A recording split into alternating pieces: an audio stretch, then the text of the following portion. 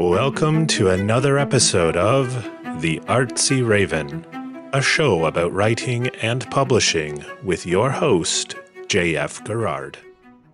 Hello, welcome to another episode of The Artsy Raven, and today our special guest is Jon Chiang. So Jon of Chifa Studios is an award-winning Chinese-Peruvian filmmaker based in Vancouver, BC. Growing up straddling multiple identities, his upbringing has shaped his approach to his films. He's worked with broadcasters including CBC, Knowledge Network, and TELUS Originals, and his films have screened at many film festivals, including Whistler Film Festival, Vancouver Asian Film Festival, and The Real Asian, to name a few. So welcome. Hi, JF. Thanks for having me. So can you share a little bit about when you first became interested in filmmaking and what led to you becoming a director? Oh, what a question. My first interest in filmmaking, I feel like that has to have started when I was like 5 or 6. The first memories I have of film are sitting at my grandma's home watching this box set of Bruce Lee films that I don't Mm. know who bought. Like my grandma didn't really watch Bruce Who Lee bought it? films. She watched like, her Cantonese soap operas and like, Yeah. those old Cantonese martial art films, but there was like a box set of like 3 or 4 and I remember just like every time she was babysitting me or taking care of me, I'd always want to put it in. And then that was like me competing with my sister because she always wanted to put in like The Sound of Music or My Fair Okay. Lady, and I always wanted to put in a Bruce Lee movie. So we had to kind of decide there. But I think that was kind of my first like introduction to film and my first interest in film. Um, and I I was raised Chinese, but my parents were also born in Peru. So I had this kind of mixed culture of, still a bit of that conservatism in terms of careers. So when I told my parents I wanted to pursue film after being partway through a political science degree, they of course were like, just finish your degree, like, Yeah, this and hobby then of yours will go away. exactly get a normal job, and then Yeah. like figure it out. But I'm quite stubborn, so I pursued photography, pursued video, and I actually discovered documentary through one of my old managers. I wasn't really into documentaries, I guess, as much, but a lot of my mentors were documentarians, and that kind of got me into thinking about making shorts, and then eventually now making my first feature. Okay. Now, so were you born in Canada or born in Peru? I was born in Canada. Okay. My parents were born in Lima, Peru, both of them, and then my grandparents were born in southern China. Okay. So growing up with all these multiple cultural identities, I guess, do you find yourself gravitating towards stories to do with that type of theme? 100%. I feel like it's funny you ask that question because I've only, embarrassingly, only put the threads together kind of this like past year or two. I feel like I get asked that question a lot of like, and I feel like directors get asked, of course, like, what are you drawn to? And for me, it's always been a question of identity. Growing up at the intersection of these cultures, but growing up in Canada, I feel like there's always been the question of where do I fit in, which cultural groups do I actually belong to, and I feel like that's something that a lot of second generation and multi generation Canadians ask themselves. But yeah, looking back at the thread of the films that I've done, I really see these clear questions of identity, of belonging, of um, yeah, making sense of one's place in their world. Okay, so your latest documentary is Spring After Spring. Can you tell us a little synopsis about it? Yeah, so Spring After Spring is a film about 3 daughters who, despite their mother never wanting them to go into dance, all become incredibly accomplished dancers. So Lisa is the youngest of the sisters, and she always wanted to go into Broadway. And of course, everyone in her family laughed and was like, "Who's gonna cast an Asian in Broadway?" But she proved them wrong. She was cast on Mamma Mia and did Shrek on Broadway. Annabelle, the eldest, she opened up a dance school and is one of the only royal examiners of ballet in this part of the country. And then the middle sister, V, or Val, she ended up pursuing hip hop and going into learn from the originators of hip hop, becoming the first hip hop instructor at the Juilliard Academy, as well as teaching at Pace University and Broadway Dance School. So the three of them, every year they come back to Vancouver and get together and help organize the Lunar New Year Parade, something that their mother Mimi Hope helped found and did for over 50 years. So after the passing of their mom, they have to decide what continuing this legacy means for them, all during trying to put on this wild, wild event every spring. Oh, it's tough because I've been involved in a lot of event organizations like Japanese animation conventions and stuff, and it's just crazy, like the Yeah, amount of work that goes into it. But so how did you connect with these sisters? it's not like an exciting story, but Okay. I can share anyways. So Phil Planta is our associate producer, and he's a he's an incredible figure in Vancouver's indie film community and has helped mentor myself and mentor so many other Asian filmmakers and other filmmakers.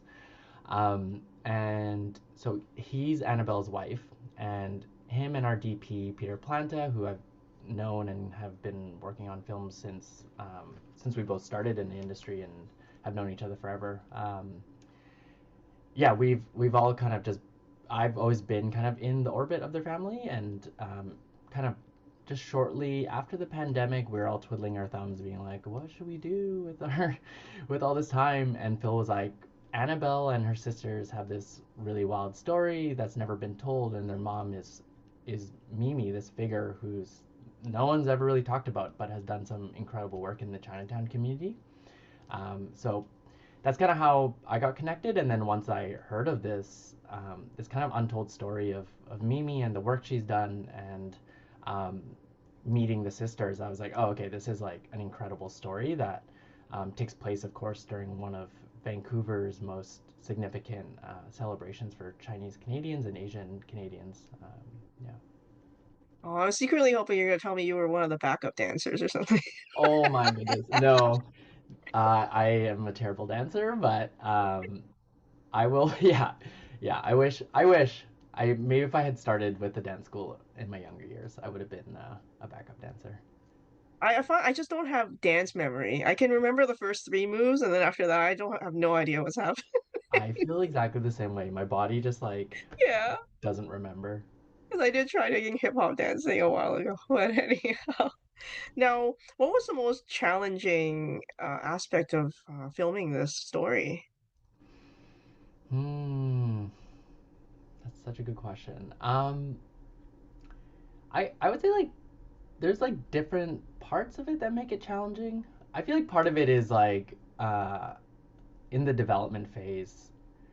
I felt strongly that we had a really incredible story, something that I know and felt like would resonate with not just the Asian community and the Chinese Canadian community, but really this is like a film that talks about the relationship between mother and daughters, of siblings, of parent and child. There's so many universal themes, but trying to communicate that across to partners and potential partners was I felt like really challenging because people saw like the beauty and of the story, but um, yeah, it's kind of hard to help kind of see beyond like what might be considered a niche story. And luckily we found Knowledge Network and Patrice Ramsey um, and SJ who championed the film and really helped get this film made. Honestly, like, and then the second hardest part was filming our parade day last year. You might remember that there was a snowstorm, and literally up until the minutes of when the parade was happening, we were like, is this actually going to happen? I think that was the most stressful moment of the entire filming. just because so much of the film hinged on this one event, and I had no backup plan. So if the event was canceled, I I was kind of Wait another rewriting the year. end. No, no, actually, because it's limited, right? You only have a limited time to shoot, right? With the equipment Exactly. and We stuff. couldn't wait another year to film another parade. Okay. That wasn't in the cards. We had signed a contract to deliver the next year. Oh, then maybe you'll have to dance. Yeah, well, that was actually one of our backup options is getting Yeah, all of us to dance yeah. just down So put empty on the streets. parade, put on some parade. Oh, Exactly. but congratulations on winning the Best Canadian Feature at the Vancouver Asian Film Festival. Thank Um, you. so how did that recognition feel, and does it affect, like, going forward? Do you think it'll be easier to open doors with that? Um, yeah, I'm so grateful to the festival, to the Vancouver Asian Film Festival, to VAF, Regina, and uh, yeah, so many of the folks at VAF have really supported my career. I feel like since my first short documentary screened, like I think that was 7 years ago, and they've just been a great champion for filmmakers in the city. Um, yeah, whether or not it has an impact, I have no idea. I feel like this industry, I still don't understand this industry. I'm like, it's you know, on the, I guess, on the facade or the exterior and the superficial, like awards, like theoretically help Mhm. careers, but deep down, I feel like it's really just about trying to make stories that I resonate with that hopefully will resonate with audiences, and yeah, just trying to continually improve my craft. So. Now, because you're filming documentaries with real life subjects, were there any points in time when they didn't want you there? Like, you know what I mean? Like if there's some emotional tension and it's like there's a camera in your face, like did you ever? Trying to remember. I think we had suggested like I don't remember. I think filming. Yeah, they're just like certain boundaries where, of course, like we want to respect and have those in place where our talent and the people we're working with feel comfortable. But so much of documentary filmmaking is based on the relationship, and I'm so grateful to the three sisters for letting us into their lives and trusting us. And of course, that was like built over a lot of time. Like we were kind of before we rolled cameras, like we were in conversations for like a year, and before we really hit production, we were kind of in conversations and you know talking and meeting and just filming little bits, but nothing too deep. Like for about 3 years. So I think by the time we hit the point where I wanted to really go deep into certain subjects that are often difficult to undertake, we had already had a really solid foundation, and I felt like our whole team had the trust of the sisters, and having Peter, our DP, there was like super easy. He grew up with the sisters, like they've known him since he was like a child, so um, it really made the process a lot smoother to just create the space where they felt like they can safely share um, thoughts and feelings and express emotion. And they've seen the film now, right? Since and they're Yeah. still talking to you, so I think that's a good sign, right? That was the biggest fear. I was like, I honestly was like, I don't really care what anyone else thinks. Yeah. It's like the three of them, and that was probably the most stressful screening was screening it to the three sisters for the first time. Cool. Now, are you working on anything new? Are you allowed to say anything? Yeah, I'm in development on a couple projects. They're in very early stages, but yeah, all documentaries. What can I share? I'll share one that's this is like yeah, one that is kind of more center focused, which is very a big change for me. I'm tentatively entitling it Skinny Fat. Um, so it's about my challenges and my family's history with type 2 diabetes. Oh, um, and exploring if I can combat the genetic destiny that seems to be really strong in my family. Like on my mom's side, 5 out of 7 siblings have diabetes or pre-diabetes. Um, so it's a bit of like supersize me with self experiments mhm. meets like a scientific exploration into type 2 diabetes and my own family history. Okay. Now this is ADHD speaking. Now I remember said you didn't finish. Did you finish your political science degree? I didn't ask you sort of what happened after school. Like, you know what I mean? Until your film. Like there's this gap that I forgot to ask you. Yeah, yeah, 100%. So I was in my third year when I decided I wanted to do photography and video. And I had 2 more years left, so I just finished it, but while also pursuing photography, photography and video while I was still in school. So in my last year, I ended up getting an internship at Lululemon on their video team. Did a year of freelancing after I graduated, all the most random things. I What did did you graduate with? a political science degree, Political science. pretty Okay, so you easy. did finish it in the end. Yeah, 'cause one Yeah, of my brother-in-laws just had the well, like once you have enough credits, he just got I think it was sociology. I think it was the default.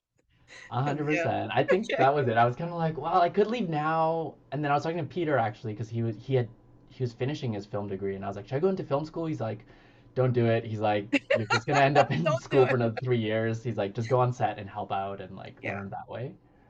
Yeah, I mean, I think after you start working, there's this whole like the academics versus experience, like which one's more important after a while. Does anyone even ask you what degree you have, you know? Oh You my could have like goodness, a no. medical degree for all we know, so 100%. I'm like proud of my degree. Like I actually do feel like, being in the arts, having something that isn't a technical degree has really helped me just like maybe make sense of the world in a different way that's not a lens of filmmaking. And then when I bridge the two together, then I feel like I get a more complete picture of maybe what I'm trying to explore or say in my films. okay. Now, what advice do you have for like for filmmakers, like for people that want to do the same thing and I don't know, like any advice for the newbies? Oh man. Yeah, I feel like I started this journey like 10 years ago and it is so different. Like if I were starting film today, it's really challenging. I think the Well, there's industry more is noise, right, with YouTube. Like anyone can, start filming, really, but it's just yeah. how do you get the marketing, the distribution? How do you get eyes, right? I feel like the advice that I always got that I still feel rings true today.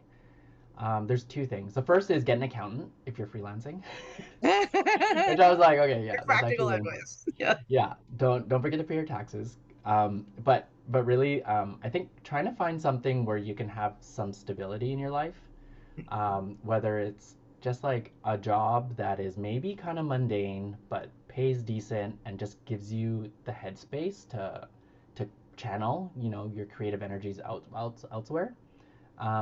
I was a full-time. I was on the in-house team at Lululemon for like 3 years doing video, and it was really fun. But at the same time, I was, freelancing. I was making my first short documentary. There's a lot of stuff that I was doing outside, and it was a grind. Like I think I was working like 6 or 7 days a week for a year straight. Um, and but I feel like having that stability allows you to not have the pressure of needing, your creative pursuit to make money right away because that's very rare.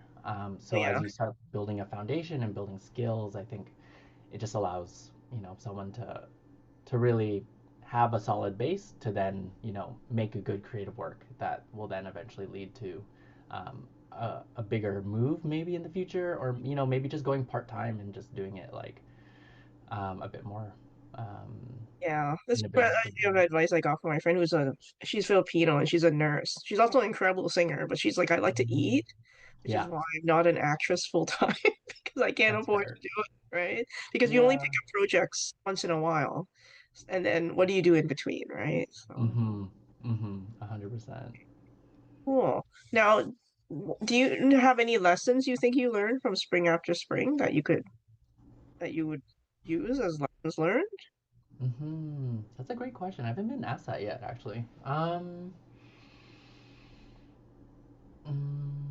Yeah, maybe a couple. I feel like if you're gonna make a feature documentary, like 5 years is actually about the right amount of time Go it with takes five to years. make it. Okay. That's about the right amount of time it takes to go through like, Mhm. development and all the cycles of production. Make films with your friends. Make them with people you care about and that you get along with and that you work well with. I think those are like ring so true. The our collaborators on this film, like my co-producer Joanna Wong, like we've worked together for many years, but this was our first feature together, and it really we always joke that I'm like, oh, Joanna's my work wife to my partner because like we are.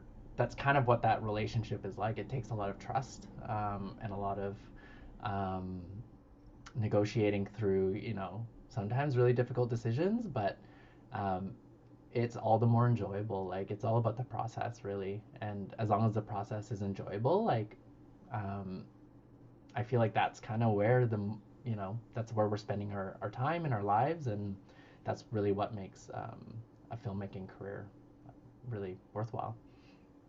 Okay, well, thank you very much for spending time with us today, John. Yeah, of course. Thank you for having me. The Artsy Raven is produced by Dark Heel Express. Introduction voiceover by Chris Gorman. Music by Tim Moore. Please access your bonus content on the Patreon website. Thank you very much for listening, and please stay safe.